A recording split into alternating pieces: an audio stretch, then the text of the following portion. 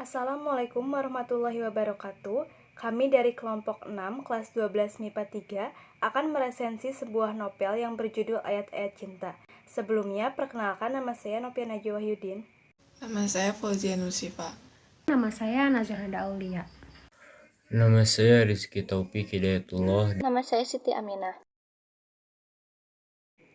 Identitas buku. Judul buku Ayat-Ayat Cinta, nama pengarang Habibur Rahman El-Sirazi, penerbit buku Jakarta Penerbit Republika, tahun terbitan 2004, jumlah halaman 420 halaman, ISBN 97936040226. Novel ini bercerita tentang kisah percintaan yang dibalut dalam ajaran Islam yang sangat kental. Kisah berawal dari seorang mahasiswa bernama Fahri bin Abdullah Siddiq. Ia adalah seorang mahasiswa Universitas Al-Azhar, Mesir. Di Mesir, Fahri tinggal bersama dengan keempat temannya, yang juga berasal dari Indonesia. Mereka tinggal di apartemen sederhana. Mereka memiliki tetangga yang sangat baik dan akrab dengan mereka, yaitu keluarga Tuan Boutros. Tuan Boutros mempunyai istri bernama Madame Nehed dan 2 orang anak mereka, Maria dan Yosef. Keluarga Tuan Boutros adalah keluarga Kristen Koptik yang sangat taat. Putri sulung mereka yang bernama Maria, ia merupakan gadis yang unik. Ia seorang Kristen Koptik, namun ia suka pada Al-Quran. Ia bahkan hafal beberapa ayat-ayat Al-Quran. Sebuah surat yang membuat dirinya merasa bangga. Pertemuan berawal ketika Fahri pergi ke Subra El-Khaimah untuk talaki pada Syekh Usman Abdul Fattah. Ia pergi ke sana menggunakan metro dan disitulah awal Fahri bertemu dengan perempuan bercadar yang bernama Aisyah. Aisyah bukanlah orang Mesir, melainkan gadis asal Jerman yang sedang studi di Mesir. Maria, tetangga satu flat yang beragama Kristen Koptik tapi mengagumi Al-Quran dan mengagumi Fahri. Kekaguman yang berubah menjadi cinta. Sayangnya, cinta Maria hanya tercurah dalam buku diari saja. Nurul adalah anak seorang kiai terkenal yang juga mencari ilmu di Al-Azhar. Sebenarnya, Fahri menaruh hati pada gadis itu.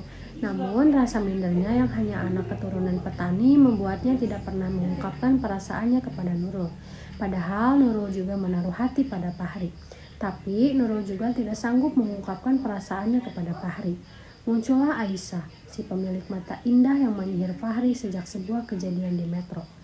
Saat Fahri membela Islam dan tuduhan kolot dan kaku, Aisyah jatuh cinta pada Fahri dan Fahri juga tidak bisa membohongi hatinya. Mereka berdua menikah, dijodohkan oleh pamannya Aisyah. Mereka pun hidup bahagia. Beberapa bulan kemudian Aisyah dinyatakan mengandung. Tak lama dari itu Fahri mendapatkan kabar bahwa Maria koma. Belum sempat menjenguk Maria, malapetaka datang menghampiri rumah tangga Fahri Aisyah. Salah satu tetangganya Naura menuduh Fahri telah memperkosanya. Semua orang tahu bahwa itu adalah fitnah.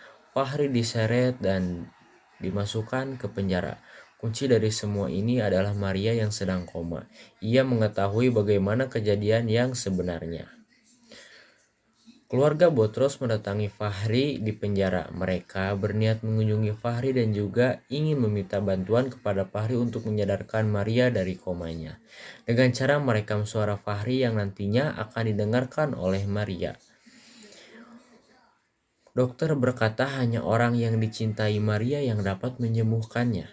Tak kunjung sadar juga, akhirnya dokter dan Madame Nahed meminta Fahri untuk menyatakan cintanya kepada Maria.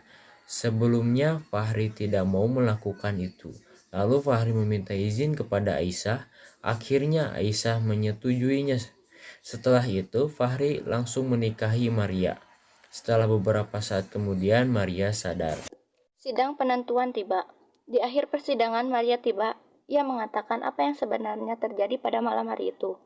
Setelah mengatakan itu semua, Maria pingsan dan langsung dilarikan ke rumah sakit. Fahri memenangkan sidang tersebut dan berhambur. Ayahnya Naura dimasukkan ke penjara. Begitu divonis bebas, Fahri dibawa oleh Aisyah menuju rumah sakit di mana Maria diperiksa. Sejak selesai dari persidangan itu, Maria belum juga sadarkan diri. Beberapa saat kemudian, Aisyah mendengar Maria mengigau bahwa dirinya ingin masuk ke surga, tetapi tidak diperbolehkan. Lalu ia terbangun dan menceritakan itu semua kepada Aisyah dan juga Fahri. Fahri tahu apa yang dimaksud oleh Maria. Lalu ia membopong Maria ke kamar mandi dan membantu Aisyah untuk mewudui Maria. Setelah itu, Maria dibaringkan kembali ke atas kasur seperti semula. Lalu dengan suara lirih yang keluar dari riung jiwa, ia melafalkan syahadat. Tak lama kemudian, kedua matanya terpejam rapat dan akhirnya Maria meninggal dunia. Kelebihan dari novel ini, yang pertama, novel ini mengajarkan kehidupan Islami yang bisa menjadi motivasi orang-orang yang membacanya. Yang kedua, novel ini banyak menggunakan istilah-istilah dalam bahasa Arab. Di bagian bawah setiap halaman novel tercantum arti dan terjemahannya, sehingga memudahkan pembaca. Yang ketiga, bahasa yang digunakan komunikatif, mudah dipahami oleh pembaca. Kelemahan atau kekurangan dari buku novel ini, yang pertama, tokoh utama Fahri, dia seorang laki-laki biasa, anak seorang petani, dan ia dicintai oleh 4 orang wanita. Dalam kehidupan nyata, hal ini mustahil terjadi. Kesannya Fahri digambarkan sebagai laki-laki yang hampir sempurna. Dan kelemahan yang kedua, Maria yang jatuh sakit berminggu-minggu, bahkan sampai koma hanya karena ditolak cintanya oleh Fahri. Dalam kehidupan nyata, hal ini terlalu berlebihan. Sekian yang dapat kami sampaikan. Terima kasih. Wassalamualaikum warahmatullahi wabarakatuh.